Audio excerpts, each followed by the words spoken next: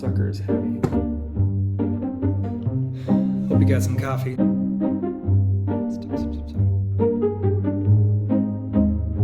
There it is. Hi, I'm Phil. Welcome to my channel. I'm in my studio and I'm in my dining room. It is almost Halloween. Okay, I wanted to show you some paintings I did recently. Okay, I recorded these paintings behind my face like this. You can't hear me, so I'm just gonna show you some photos. Okay, so I am on a mission to paint 100 boats. I'm not sure that's gonna happen, but I love boats. I find them so inspiring. And this particular painting is in Massachusetts from Bearskin Neck, and it's this cute little port or marina, and it has all sorts of like lobster traps and buoys, and it's super cute. You should totally go. This is Nyhaven. I'm not sure exactly how you say it in Copenhagen, Denmark. Some more boats. I almost never do people because they terrify me, but there's some people in the background. Some fun blue lights that were shining. It must have been Christmas time, or I'm not sure, but they had some lights shining. I've never been here before. This is just taken from one of those free image websites where I'm just trying to paint boats because I love boats. This is my cabin. I kind of fudged it. I squeezed it in a little bit, made it up, which I don't normally make things up because I'm not great at that yet, but I hope to get better. What else can I show you? So this is my tabaret. There it is. It's on caster wheels. They didn't come that way, I just added them.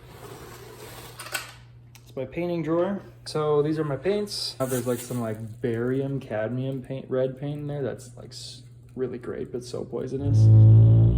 Just an oil paint stick. And it is oil paint, so it dries, so it's got a little plastic on there. So it dries, it isn't oil. I actually draw a lot with that. When I'm first starting, I'll just draw stuff out sometimes, but I usually use my brush. This guy, this thing, this always, when you push hard, it just backs out on you, which is super annoying. So I don't actually like the retractable ones, unless you're traveling, which I almost never scrape with the metal scraper when I'm traveling anyway, because I use a wood palette. But on these glass palettes, they work really well. They get all your gunk up, and then you can just change the blade out so easy. But I'm hoping, I'm not sure this will give me enough oomph, but at least it doesn't retract. So I'm hoping this one works better. We'll see. I've yet to find a perfect scraper. Anyway, back to paint. I tend to use a lot of paint. Case in point, do you see, you probably can't tell how thick that is, but it's pretty thick. It's thickly painted, especially the white. It's just goobered on there. But I use kind of a lot of paint, and paint's expensive, and so I'm just trying to not be afraid to use paint. And I know if I was using like Utrecht's premium, not their studio one, but their like professional series, I would be really nervous to use a bunch of paint, but I go through a lot. So it's nice to have these really big tubes. These are my travel size, if you will. I mean, compare it to these little ones. I can easily go through this much paint in a painting. I mean, this is not very much. When you're spending 10 bucks, 15 bucks on a tiny tube, that's insane. This stuff's nicer. This 1980 is better than like your standard Blick studio. All right, going back to here, like artist colors. I've not found it true that you need artist colors, especially when you're painting with so much paint. I'm not really diluting this paint. I mean, I have this linseed oil, but I don't really use much of anything besides paint, except for maybe my first drawing down. So the colors I use white. I'm not super particular, but everyone has you scared about zinc, which I think is it's probably true that zinc is no good. So I try to stick with titanium white. I do sometimes use the soft mixing white, which has a zinc titanium mix. It's a little bit softer, which is easier to mix, which is nice. But this is great. 200 mils is great. This sucker is heavy. I like Winton a lot. Utrecht is nice. I mean, I even like Blick Studio. I like them all.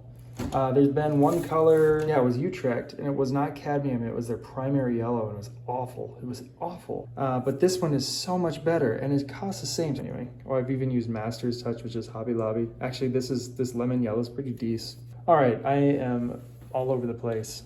I'm just gonna tell you my colors. So white, I use usually one kind of yellow.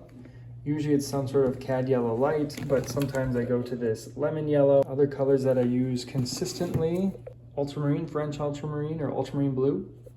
I use a lot of this. This dries really fast too, so I end up wasting a lot, unfortunately. This cerulean blue is extremely potent because it's actually phthalo blue. Not sure if you'll see it in here or not. One of those is phthalo blue, maybe PB. But it's a really pretty blue and you get really nice watercolor and sometimes even sky color with that. This cobalt blue was actually really nice. I liked this a lot. I got this at Ron's Warehouse in Minnesota, which is like kind of a junk store. And they buy up other stores when they close. And I think a Michael's shut down. So I got a bunch of tubes for like 10, 11 bucks instead of 16.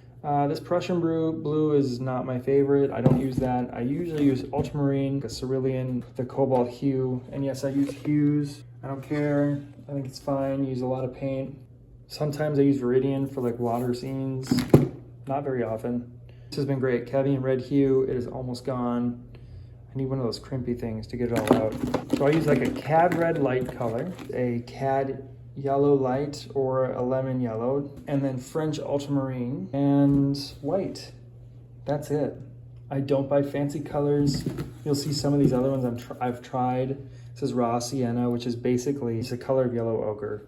The raw sienna is a little bit more clear or transparent, and I actually don't like transparent paint very much. This is burnt sienna. My uncle swears by burnt sienna. It's okay. It's kind of a reddish brown. Mix this with ultramarine to get a black if you want, but I just mix all three primaries usually, or even just French ultramarine and a red, my red and blue, because the purple it makes is not purpley because it's not one of the major purple chemicals. All right, anyway, those are my paints. Here's my top. I got this glass custom cut at the hardware store. Put some gray paper below it. Got my scrapers, a odorless mineral spirits, oil. I used to be a potter, and so that's, oh, here are my little pottery things. So I got these little dishes. Do you see how loose this is? I gotta get there with my painting. I'm watching this woman named Sandi Hester. And she does, like, this is her style, like, right, like, this is similar to her style. And this is kind of a Vincent van Gogh piece, Starry Night. The potter that I was heavily inspired by with these works is Jean-Nicolas Girard, who is a French potter and who makes the best pottery you've ever seen. I mean, it's just like the cutest, coolest handmade work, and you just want to touch it. So I copied a lot of his stuff trying to learn, and then I kind of started making my own styles and drawings and ideas. And then I switched to painting. It's one of my child's pinch pots, which is fun. Staplers, wire for hanging. Someday I want to use that quill. And then this is kind of just like bags. I bring these with plein air painting. I'll do another video with my plein air painting stuff, like in my backpack and my easels. This is my easel. I should do another video with this too someday, but I made this easel. It's really great. It uses 2 turning knobs. This one, which is not a knob, but it's better than the knobs. I don't like the knobs, the eye bolts. And like reused wood from a different project. But yeah, I made these. I made a couple of these, one for outside and one for inside. This model I adapted, so I made it my own, but I adapted it from a guy named Mark, who's on YouTube, and Draw Mix Paint, I think, is his channel. But he gave me the idea to have like one center thing with these feet. So his framing is what I used, and then I made my own system of how I want to attach canvases. He had to like drill his in. I was not a fan of that. I just wanted to be able to like unclamp, put in. I paint so fast that I'm not sitting there painting for weeks on a painting, so it doesn't make sense that I have to drill it in. So that's my, look at my hair, I showered. That's my studio. I've got a little, I just added that marker board. There used to be a painting there. Got paintings up here, gas stations, old cars, North Dakota trip, the farm. That's a trolley car from New Orleans. Another gas station. Just a plein air piece with a frame I made and gilded. Someday I'll probably show that. It's a lot of work, but they're really pretty. Just another painting I did there. And oh, that one's my backyard. I like that one a lot. Paintings galore. My name's Phil Schmidt, P. Schmidt Art. One more thing, I just want to throw this out there. If there's any painters out there that want to paint, hit me up on YouTube, comment, and let me know. I'm in Minnesota. I'm in the northern Twin Cities area, Arden Hills. So yeah, let's do it. Bye. Thanks for watching, and I'll see you around.